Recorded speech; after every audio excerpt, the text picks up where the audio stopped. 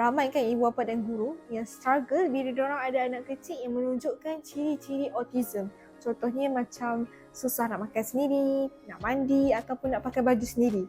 Tapi sebenarnya korang tahu tak, semua benda ni boleh dilatih dengan cara yang sesuai.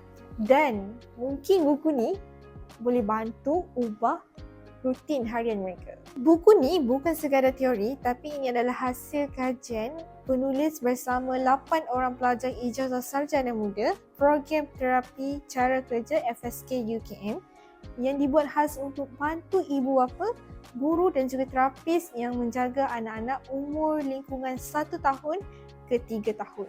Korang nak tahu tak, sebenarnya dalam ni dia dah ajar tau macam mana kita nak ajar anak-anak kita untuk melakukan aktiviti harian, makan, mandi, pakai baju, guna tandas, semua dengan langkah yang sistematik dan ikut tahap perkembangan anak-anak.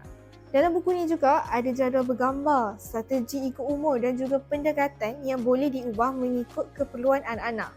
Tak stres, tak rumit. Sebenarnya kita ni tak perlu pun nak jadi pakar untuk bantu mereka, tapi kita hanya perlu panduan yang tepat.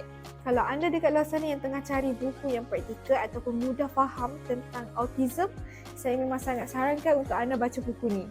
Macam mana nak dapatkan buku ni? Boleh dapatkan di Karya@UKM ataupun di kedai buku penerbit UKM. Juga boleh dapatkan di Shopee kami, penerbit_UKM.